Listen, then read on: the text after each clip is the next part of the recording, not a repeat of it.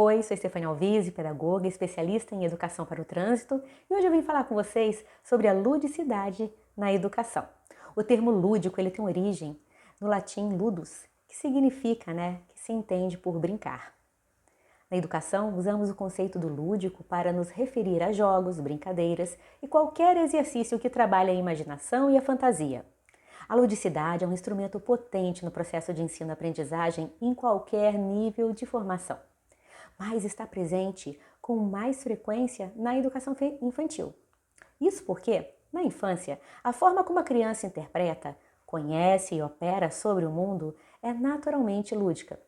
Falamos hoje sobre a importância de valorizar e incentivar a ludicidade na educação infantil, para que, por meio das brincadeiras, a criança se desenvolva melhor em suas habilidades cognitivas, sociais e psicomotoras. Até nós, adultos, gostamos da ludicidade, não é mesmo? Ela está presente em todas as fases da vida do ser humano e ela é essencial para o seu desenvolvimento. O ato de brincar, ele está presente no cotidiano da criança, sendo uma das fases mais fundamentais e importantes.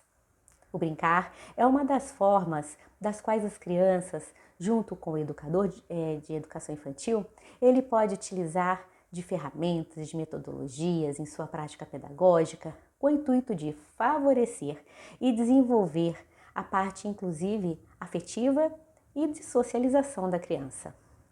O brincar trabalha a empatia, o olhar para o outro, o se colocar no lugar do outro. O brincar, ele esteve vigente em todas as épocas da humanidade, independente da sua classe social ou cultural, mantendo-se assim até hoje.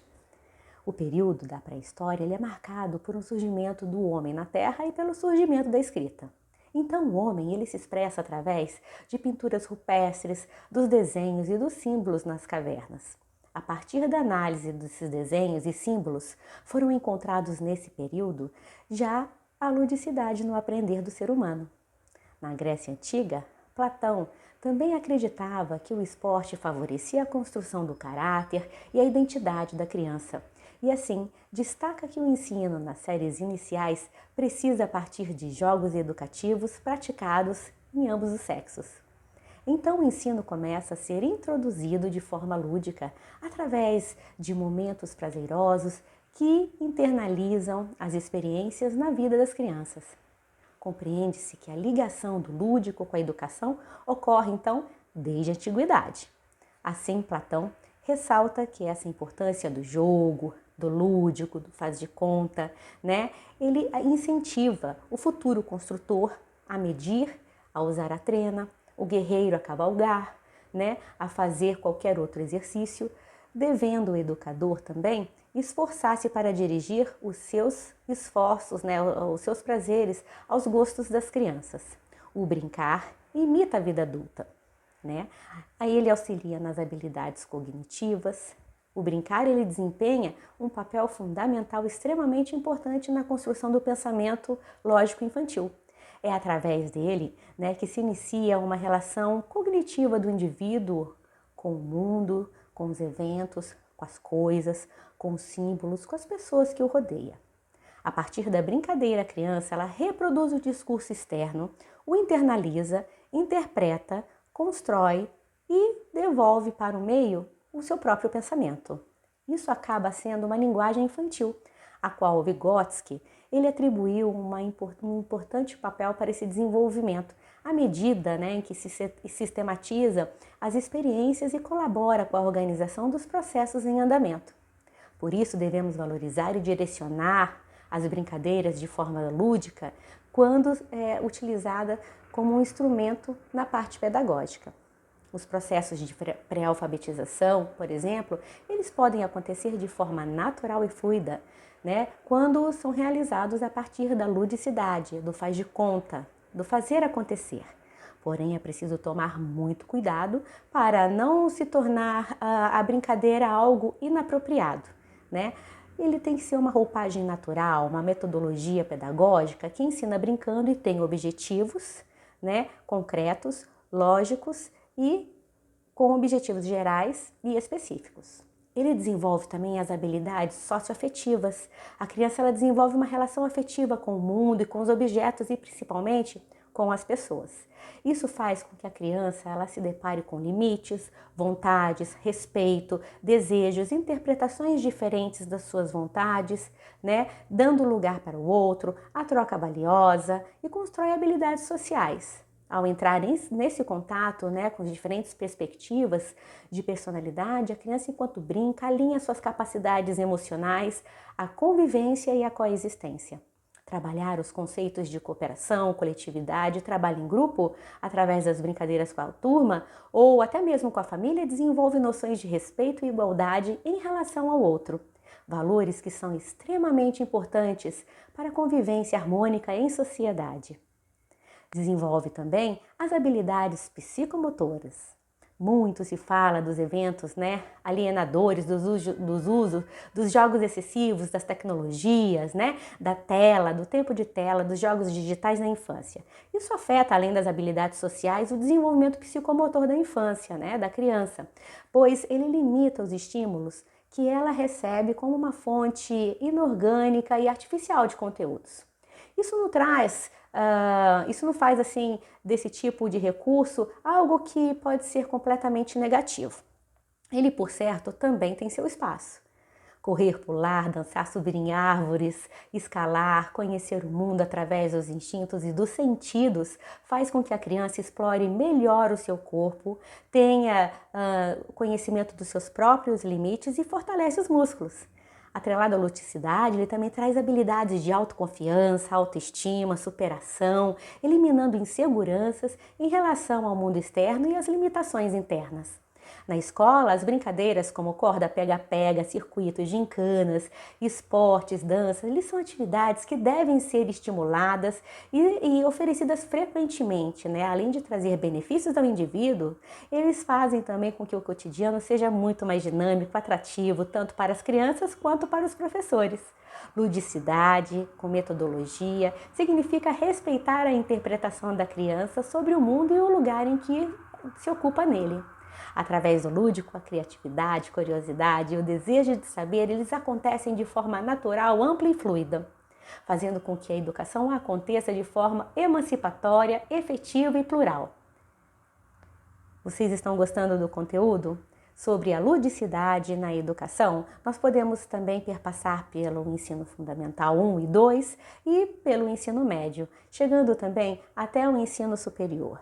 Nós que somos adultos também adoramos, né, jogar, trabalhar de forma lúdica, divertida. As empresas também propõem isso aos seus funcionários, né? Um dia sem uniforme, né? Um dia um pouco mais gostoso, onde os funcionários eles têm a oportunidade de sentar em uma mesa, conversar, jogar, um dia mais descontraído. Isso é muito bom também, inclusive para os adultos, né? Melhora a comunicação entre os pares, passa a ter um contato mais de valores, de culturas, de moral, né? E você acaba por se aproximar, né? A aceitação e a utilização de jogos e brincadeiras como uma estratégia no processo de ensinar e de aprender, ele tem ganhado muita força entre os educadores através das metodologias ativas, gamificação, né? E uma forma de trabalho pedagógica que estimula o raciocínio e favorece a vivência de conteúdos em relação às situações do cotidiano. O jogo como estratégia de ensino, né, e de aprender dentro da sala de aula, ele proporciona situações reais, imaginárias, propondo à criança desafios, né, instigando-o a buscar cada vez mais soluções para os problemas, situações onde ele possa desenvolver estratégias durante o jogo, levando-o a raciocinar, criar, socializar e tomar decisões, ser protagonista da história. O brincar é, portanto, uma atividade natural e espontânea inerente ao ser humano, necessária à criança, né? Construindo-se como uma peça importantíssima em sua formação cognitiva, social, né, psicológica. E a finalidade primordial, né, na evolução é o aprendizado das crianças. Aprendendo, né, de uma forma leve, tranquila, identificar, criar e relacionar os espaços, né, as diferenças. Tudo isso valorizando os 4 pilares da educação que Jacques Delors já pontuou em 1996. em sua própria visão e através da brincadeira, a criança, ela aprende com a natureza, com os eventos sociais, né, com a dinâmica interna e com a estrutura do seu próprio corpo. A criança brinca livremente e vocês sabiam que ela aprende a escrever tranquilamente quando aprende a amarrar o seu sapato? Para isso, essas atividades lúdicas são ótimas para desenvolver a mobilidade, a motricidade, né? A coordenação motora fina, a coordenação motora grossa. O brincar ele está relacionado também ao prazer, uma brincadeira criativa. Não deve proporcionar à criança nenhum tipo assim de opressão ou de obrigação. Ela deve ser livre. O papel do professor ele deve ser uma ponte, um agente de transformação. O professor ele tem que partir das experiências e conhecimentos dos alunos e oferecer atividades significativas dentro do contexto social, cultural, né, da própria comunidade, favorecendo a compreensão do que está sendo feito por intermédio de relações. A criança é um ser sociável e se relaciona com o mundo conforme ela o entende, de acordo com a sua compreensão, com a sua potencialidade, com a sua espontaneidade, de forma independente. Por isso, quanto maior o número de brincadeiras infantis inseridas dentro das atividades pedagógicas, maior será o desenvolvimento das crianças.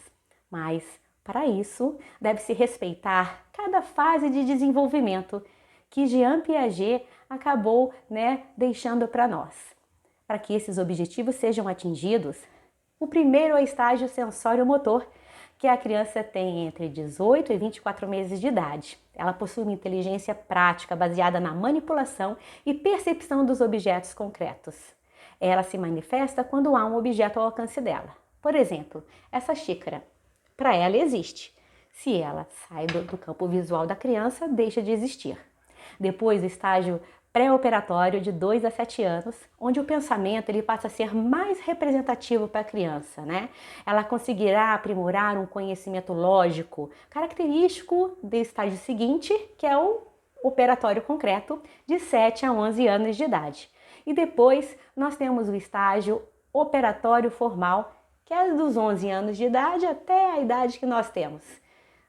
Os jogos de adivinhação, eles são ótimos recursos, eles contribuem para o desenvolvimento da capacidade de abstração, de comparação, de formação de ideias, além de estimular a criatividade e a imaginação.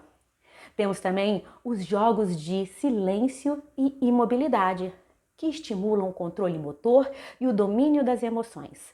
Alguns exemplos são jogos como estátua, alerta, vivo ou morto, que nós também brincamos muito, durante a infância. Jogos de tabuleiro estimulam o pensamento estratégico e hipotético. Aqui valem também dama, batalha naval, ludo, brincadeiras, de mão acompanhadas por canto. Trabalham a memória, trabalham a inibição, a flexibilidade cognitiva, E os jogos como Adoleta e Escravos de Jó trabalham também a memorização. Você gostou do conteúdo? Em breve nós teremos mais conteúdos sobre educação aqui na plataforma do Academy. Até a próxima oportunidade!